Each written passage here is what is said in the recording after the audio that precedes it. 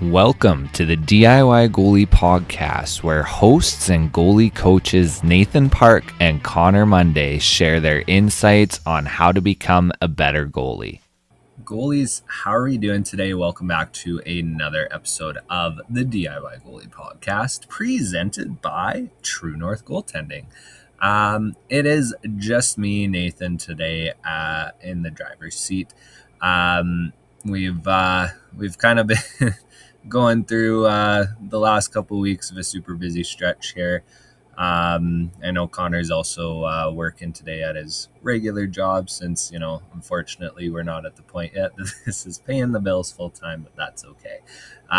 So we are going to be talking about a couple things I don't think we've really touched on previously in other episodes relating to kind of some of the systemic things going on in terms of minor hockey and how that relates to goaltending, and just kind of how we can manage some of that stuff. But just kind of before we get right into that, we do have dates available for our camps for the summer. So we are going to be running 3 different camps this summer. One is going to be a 2-day weekend camp that is going to be designed strictly for U9 and U11 beginner goalies, so goalies who haven't had a whole lot of time yet in the net. And that'll kind of be a good intro to the position, a lot of fun over the weekend.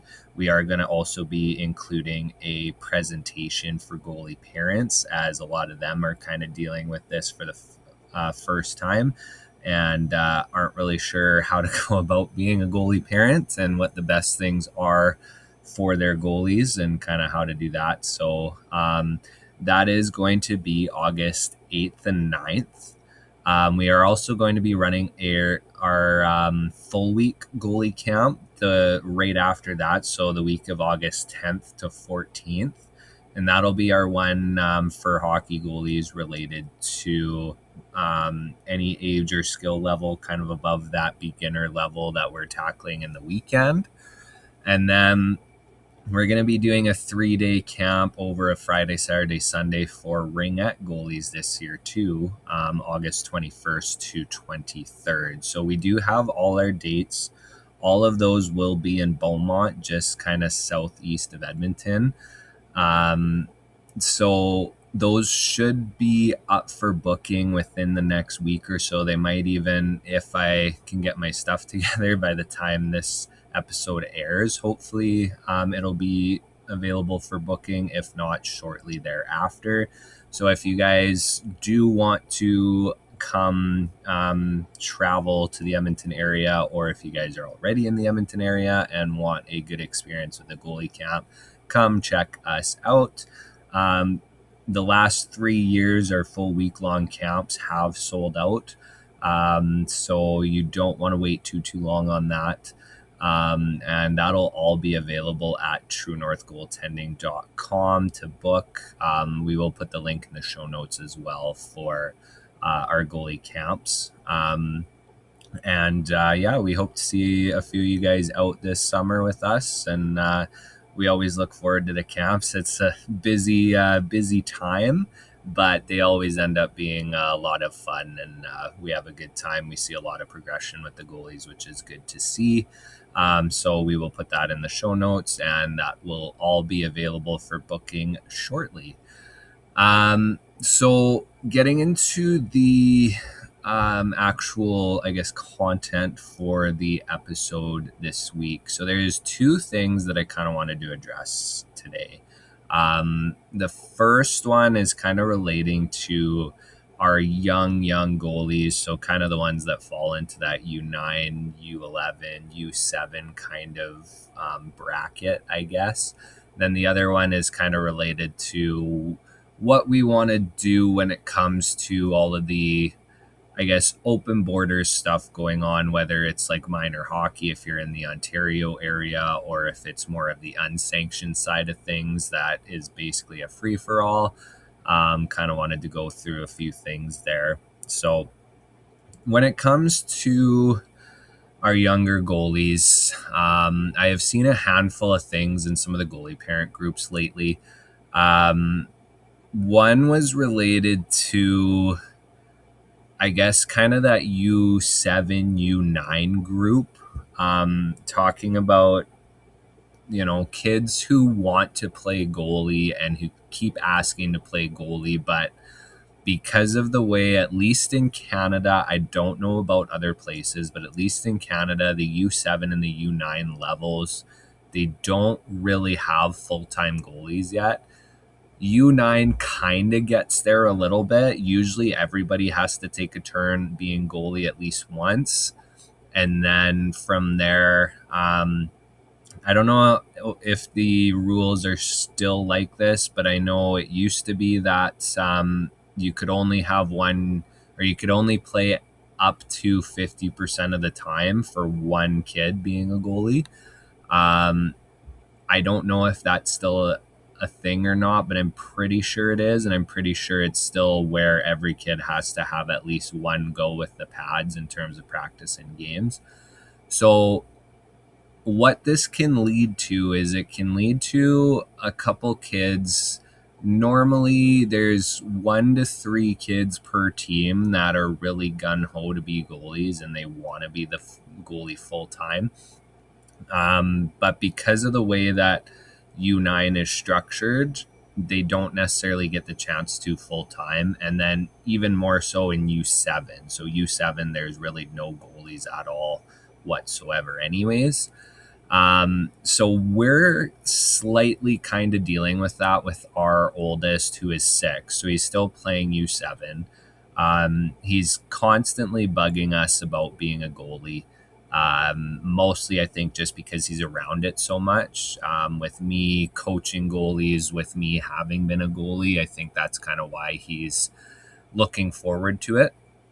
Or wanting to go that route, but he is U7, and so the only chance he gets to be goalie is at his games, which they do like 3-minute shifts, and then the buzzer goes and everybody changes, and so one kid each shift is in the net, but they're not wearing any goalie equipment or anything like that. So what we've kind of done to help him see if he wants to be a goalie, if he likes being the goalie, and if he wants to keep going with it, we have signed him up for a spring team this year. And the spring team will allow him to be, well, him and one other kid, they will both be the goalies on this team. So he will close to be full-time, I guess, as a goalie. The other thing that we kind of did with him over the Christmas break, we signed him up for a little tournament that was like a 1-day tournament that one of the local power skating providers put on. And so they had 1 day for U9 and 1 day for U7, and they just put together 4 teams and they got to play each other in a little tournament for the whole day. So we signed him up to be a goalie for that too, to kind of get a feel for it. So that was his first real experience, playing in a game as a goalie with pads and stuff on. So if you have a kid who is really wanting to be goalie, but is still at that U7 or that U9 level where it's not quite full time yet, you can look for some of the other options. Normally we are a little bit anti-spring hockey. We believe fully that, the multi-sport athletes just make better athletes in general, which in turn translates to being better goalies. But it's also good from like a burnout standpoint to get a bit of a break from the net and to have something else to look forward to and to kind of, build the want of the game a bit over the off season so that you're ready to go come the new season again. But in this situation, if you have a goalie or a wannabe goalie that doesn't have the, situation or resources or whatever you want to call it to be able to play goalie full time, that is for sure an option, because a lot of the spring teams do have full-time goalies, just because it is the unsanctioned side. They're usually playing full ice. They're usually kind of just right into, it being like real hockey as early as they can. So if you have the financial means to hop on a spring team, that's an option for your goalie, or for your kid to be able to try goalie, see how they like playing full games as a goalie, all of that stuff. So that's an option. The other thing you can do too is you can try goalie sessions. Like, we're lucky because we have the facility, so I am able to take our oldest every now and then to the facility, give him 20 minutes here, half an hour there, as a little bit of a kind of session on our synthetic ice.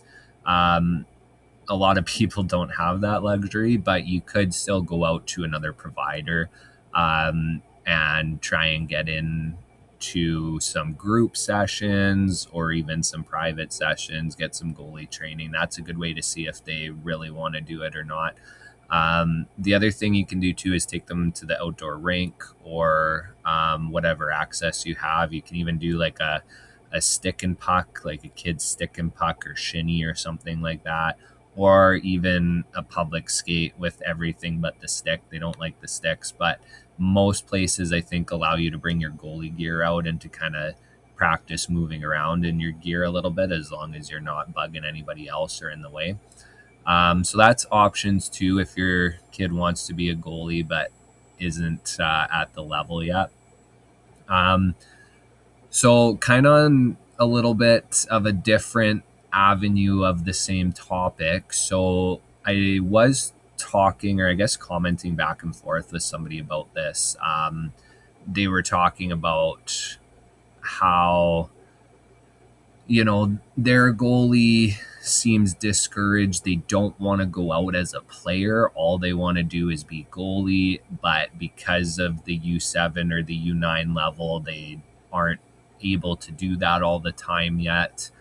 And so they kind of reached out to the goalie parents group and was asking like if there was anything they could do to try and help their goalie, or I guess their kid, kind of go out as a player and be okay with it, and kind of understand that there's that stopgap until they can be a full-time goalie. And I had kind of mentioned that goalies need to be okay with playing player for a little bit, just because of the skill set that it develops. It develops better stick handling skills, develops a different set of skating skills, which can make them better skaters. All of this stuff, and I can kind of attest to what this goalie parent is dealing with their goalie, because when I played, I wanted to get into the net as quick as I could, because I wasn't very good with player stuff. I was not a good skater. I was not good at shooting or stick handling or anything like that. And so as soon as I could, I went to the net. But I did have to play some of that time as a player before I was able to go full time in the net. And I do kind of wish that I had played player for a little bit longer in conjunction with me being a goalie, just so I did have some of those better kind of away from the net skills, which I think would have translated to me being a better goalie. A lot of my athleticism when I played, I think, firmly comes from the cross training I did. Like, I played soccer, I played inline hockey, I played ball hockey. Ball hockey I played as a player.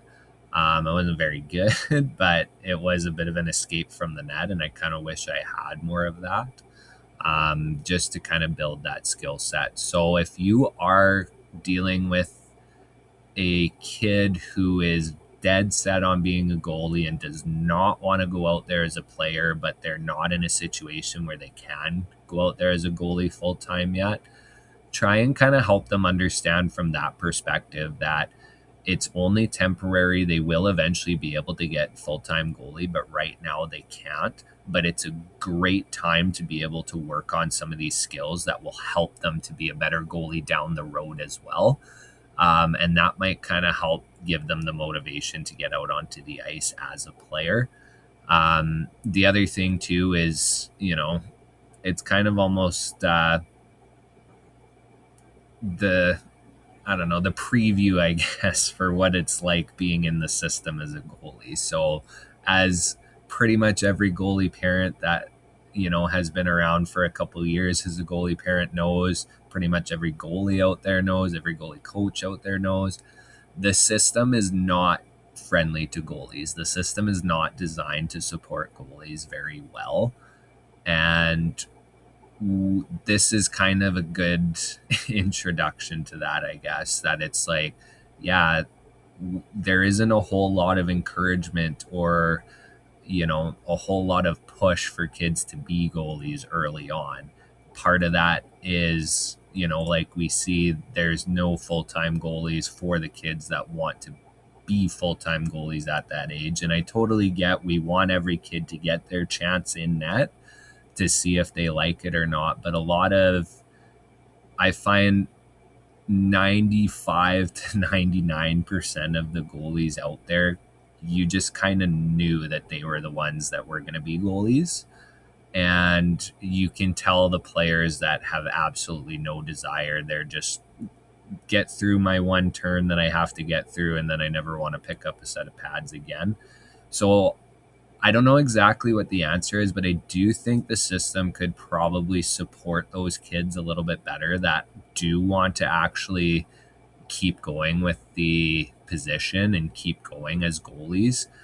I don't know exactly what that looks like, but I do think that we probably could make some changes to make that a little bit more friendly to goalies, especially the young goalies, because we see it lots, and we're in an area that's pretty well populated and, has a lot of players sign up for hockey, a lot of registrations. And we still deal with organizations that are short on goalies. A lot of times those organizations, though, are the ones that don't invest as much as they should into their goalies, especially the young goalies. So we have one of the organizations we work with that can't keep the U9 goalies away. Like they're turning them away because there's so much interest.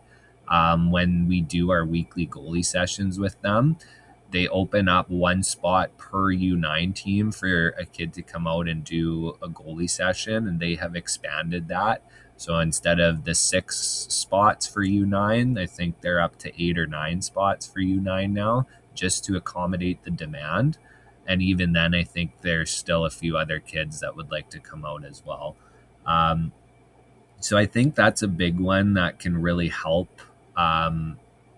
Is a lot of these organizations, I think, need to do a better job of offering support for their U9 kind of age group for those kids that do want to be goalies. So having U9 specific goalie sessions, or the ability for the U9s to kind of come out to the group goalie sessions and have their own dedicated sort of teachings. That's what we do with the one organization I was talking about, because their needs are a little bit different than, say, the U11 and the U13 goalies that have a bit more experience, right? Like, you're not going through with those goalies what a proper goalie stance is, what a proper butterfly looks like. You might have to adjust a few things on the fly with them, but for the most part, they kind of have those basics down. So I think a lot of organizations need to do a better job of offering some of the U9 specific training to their goalies and to the kids who want to be goalies, but they also need to make sure that they make it fun to help encourage the goalies to come out more. So I think overall the organizing bodies like the Hockey Canadas, the USA Hockeys of the world need to do a better job, at least here in North America. Again, Europe's a different animal. I don't know much about it. I know from what I've heard, their model is generally better than what we have, but I also know that there's things there that need to be improved on and people aren't too happy about sometimes. But in general, I think the organizing bodies or the governing bodies when it comes to hockey, need to do a better job of mandating some of this stuff and to be like, hey, we need to foster more of a love for the game. We need to encourage these kids that do want to be goalies to actually be goalies. And yes, they should get some experience as a player and work on some of those skills, but we need to kind of have some more, young beginner goalie specific training. And we need to have more encouragement for them to be goalies. So a lot of organizations, they rent gear, which is great. A lot of them kind of have the gear that you can pass around at U9 or whatever. Problem is a lot of times there's no information with that. Like I see so many beginner goalies that have their straps on their pads cinched up as tight as possible because the parents don't understand that there has to be some give to the pad so that they can move a little bit with the goalies. They just think, oh, I got to tighten it as much as they can so that it stays on their leg and all of that stuff, right? So I think we need to have more information for goalie parents, which is why we're doing a presentation at our U9 and U11 goalie camp, the beginner one that we're throwing. And the other thing too is there just needs to be more push towards making it fun and making it educational for these kids that do want to make that jump, because there are so many organizations out there that are short goalies, and it's because nobody takes the time to take those kids that actually want to be goalies and foster that and turn it into, a lifetime goalie, as opposed to, oh, I tried it for 1 year, but it sucked because I didn't get any training and everybody blamed losses on me, and I was just a shooter tutor and I don't like this and blah blah blah, right? The list of reasons are endless that kids turn away from goalie. So I think what we need to do a little bit better job of is I don't know, I mean, it's tough because like people like us can't change what the governing bodies do, and that's where the biggest change would come from. But I think what we need to do is we need to push the organizations more. So if you are a goalie parent, trying to get on the board can be a big thing if you have the time to volunteer, or talking with your coaching staff, talking with your team managers, talking with your age director, like if you have a U9 director or U7 director or whatever the case is, and saying, hey, we need a little bit more for these goalies. Like, you guys are struggling to fill goalie spots. We need to do a little bit more here. But then on the flip side too is encourage your younger kids to also be okay playing out, right? We want to make sure that they're getting a well-rounded skill set. They're good athletes before they're good goalies, because that will translate to them being good goalies, and they should be okay with kind of that as well. So there's that fine line between what's discouraging and what is just, building skill sets, right? So we need to make sure our goalies are okay with doing both. And that's kind of like us with our oldest. He's doing both. He's going to be U9 next year, mostly as a player, but I'm sure as soon as he can, he'll hop in the net.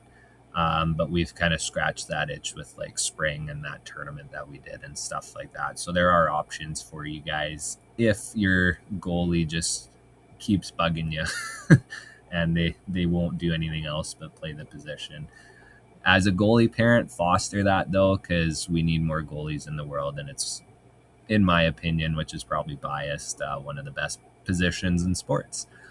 So that's kind of all I have for that topic. The other thing I wanted to touch on is just kind of the open borders thing. So obviously, if you're in the Ontario area, that's a big prominent thing over the last couple of years, is how minor hockey has gone to the open borders. So you don't have to go to your zone. You can kind of basically go anywhere you want to go. There was talks of doing that here in Alberta with Hockey Alberta, but they haven't yet anyways. I don't know if they will or not. But what we do see a lot over here in Alberta is because we have a lot on the unsanctioned side, so leagues that aren't part of Hockey Canada or anything like that, they have a ton of players going everywhere. So I know, like, I have dealt with some of these teams where, families are driving 5 hours and spending nights in hotels over the weekends to play for a team in the Edmonton area, on the unsanctioned side of things, and because they think it's the best option for their kids. I'm not going to get into that. I mean, I'm not here to parent other people's kids and tell them what's right or wrong. The one thing I will say, though, when it comes to the open borders, whether it's sanctioned or unsanctioned, there's a few things that you really have to be careful of, especially as a goalie or a goalie parent. Um, Make sure you're going with the team that you're going with for the right reasons. The problem is we end up a lot of times with kind of super teams, I guess. So where everybody wants to go and they can basically have their run of the mill picks of whoever they choose. They can take the 20 best players basically in the whole region and make a super team that waxes every other team when they play them. um, and that's kind of what we end up seeing with a lot of this stuff.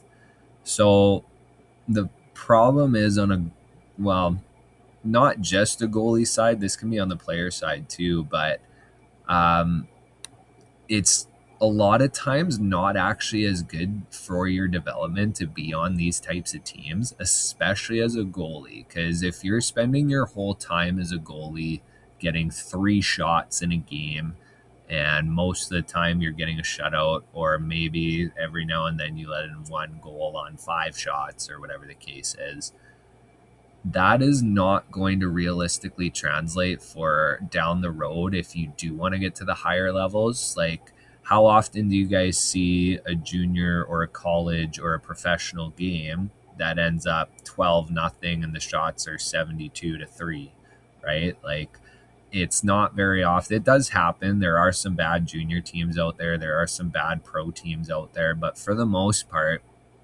if you want to get to high levels playing, getting 3 shots a game is not going to be good for your development.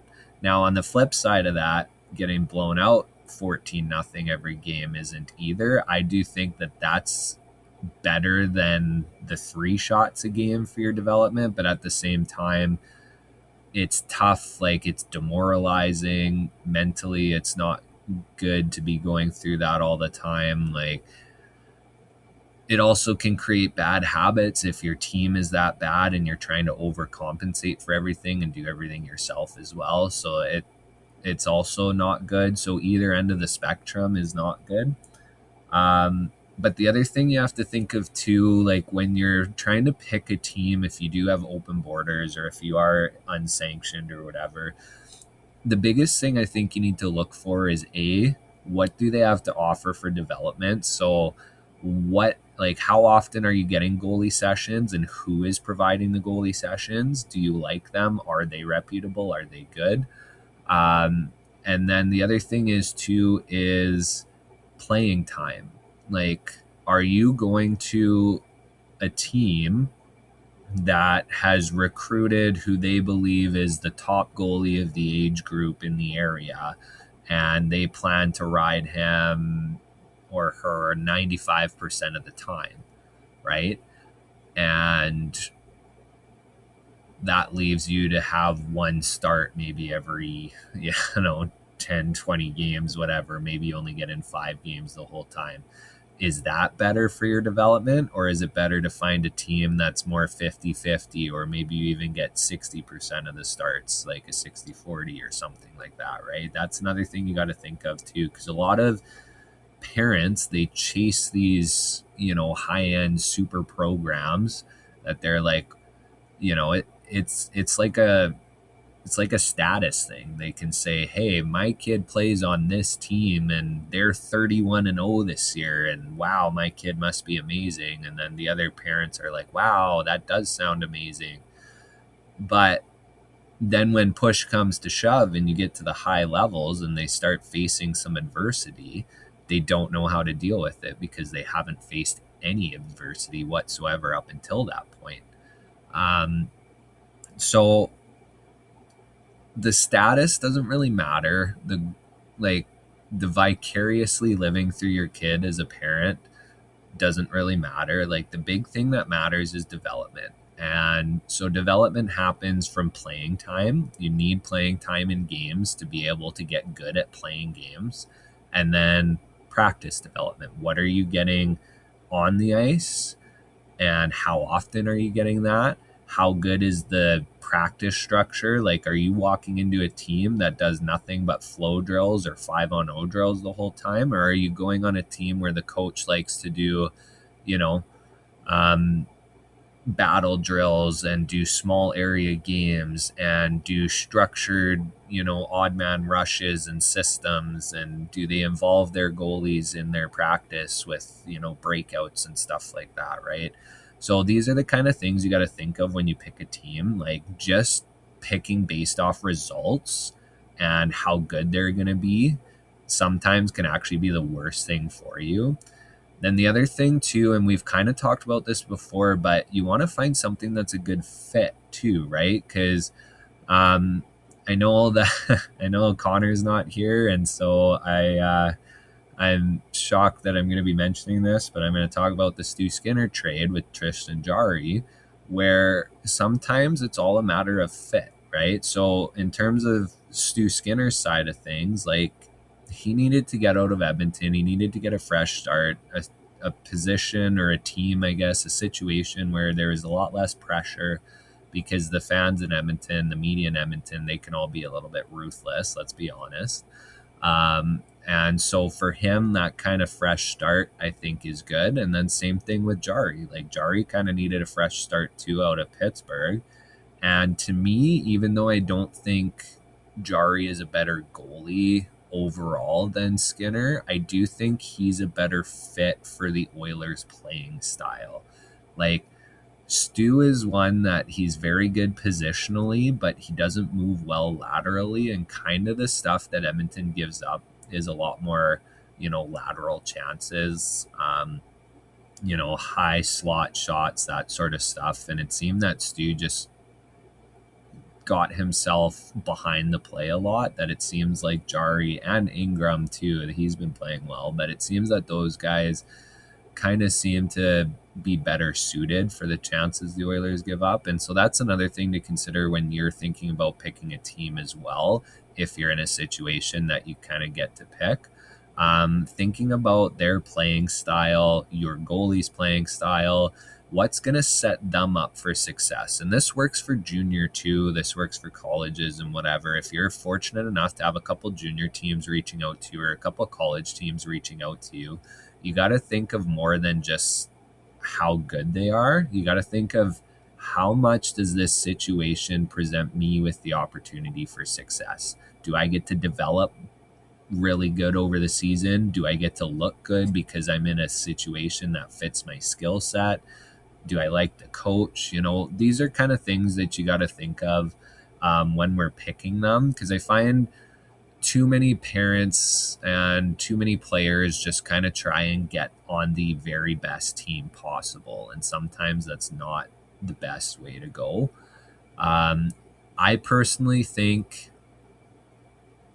the best situation, if we're not just talking like fit, like, say there's 3 teams that are similar fit for you, I think the best route to go is to find a team that can contend for the top of the league, whatever league you're in, but you are part of that contention, right? Like, you are part of the bigger puzzle. Like, you are a piece in that puzzle to be able to make a potential, championship run, quote unquote, right? I mean, I know sometimes, we're talking U11 or U13 that championships, you could argue, are we really worried about that? But even still, like, if you're kind of on, like, say, a top 5 team that has to battle to earn some wins against the other top 5 teams, but gives you an opportunity to be part of the solution and to actually make an impact in those games, so that you're playing some close games, but you're also near the top, kind of fighting for a top spot. That to me is the ideal situation, right? So one you can contribute to, but you're still kind of in the thick of things. Um, Even being like in the middle of the pack is okay too. Like I said earlier, we just want to kind of avoid those extremes on either end of the spectrum. So we don't want to be on the 31 and 0 team. We don't want to be on the 0 and 31 team, especially if, the discrepancy in goals is just ridiculous. So those are things to consider. But I just wanted to talk about some of the things to think of aside from just how good the team is, because there are a lot of people out there now that are trying to choose where to go, because that's kind of what hockey's gotten to nowadays. Is we've started to run it more like a business as opposed to a sport, which is unfortunate, and it has had a lot of unfortunate consequences because of that.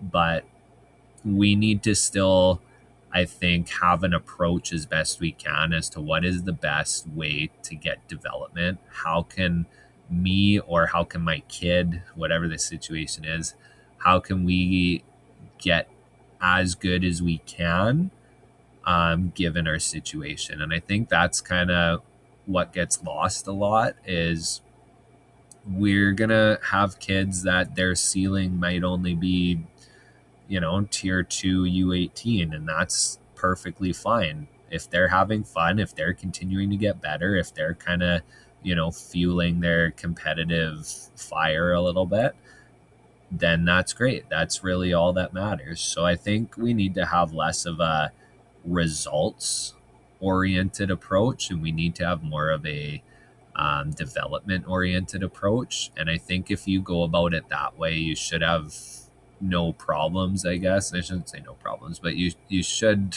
end up more often than not in a decent situation, as opposed to kind of the ones that are just constantly chasing results and bouncing around all the time.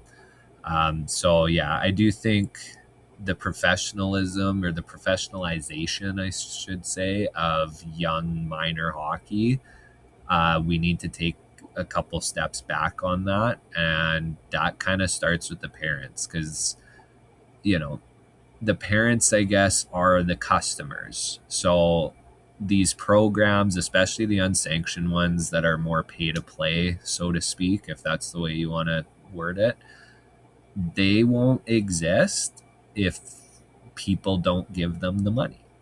And so if you guys, like, it starts with the parents that are constantly searching for the next best thing, bouncing around, spending thousands and thousands of dollars, are the reason why that these leagues and teams and all this stuff are popping up everywhere, because they can, and they can make money off of it and all that. And which can be a good thing on one hand, right? Like, I mean, you can get a lot better development from programs that are done right, but we also see a lot of issues come from that, a lot of scams, a lot of, you know, missed promises or broken promises, a lot of heartbroken kids, which is unfortunate to see. So I think if you guys just in general go into it with the approach of more development minded as opposed to results minded, I think that's kind of the best way to approach these open border type situations, and just figure out what works best for your situation. If you or your kid are good enough, they most likely will get some sort of look, and they will make the levels they need to make, or that they should make most of the time. So make the decisions to put them in the best spot to succeed, in the best spot to develop, as opposed to the best spot to ride the pine for 12-0 wins all the time or whatever the case is. So that's kind of what I wanted to talk about today. I hope that's sort of stuff made sense. I tried to kind of articulate it the best I could. But overall, I just think, having your guys' own best interests at heart from the development side of things will get you guys into the best situations most of the time. So that's kind of all we have today. I appreciate you guys tuning in and listening from all over the world. It's cool to see where our listenership is out of.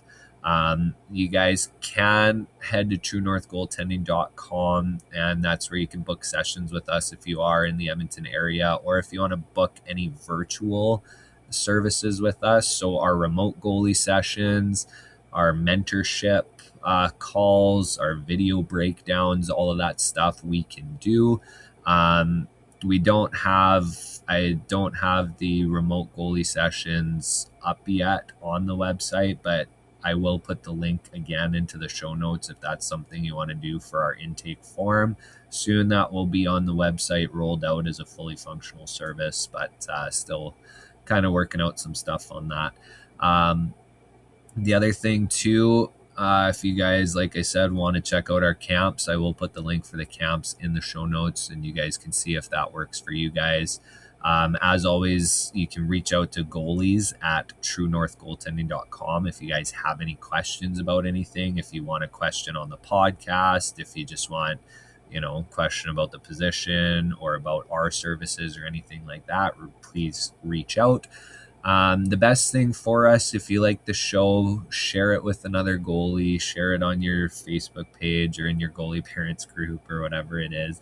Leave us a like, a subscribe, a review on whatever platform you are listening/watching on, if it's the YouTube side of things. That sort of stuff really helps us grow the show and shows that you guys are out there and enjoying what we're doing. So if you could do that, we'd be very grateful for that and much appreciative. You can follow us on social media, Facebook, TikTok, YouTube, all at True North Goaltending. Instagram, we are YEG Goalie Coach. Yeah, I think that's pretty much all we got. So thank you guys for tuning in. Hope you guys have a good rest of your week. And as always, goalies, make some saves. Take care.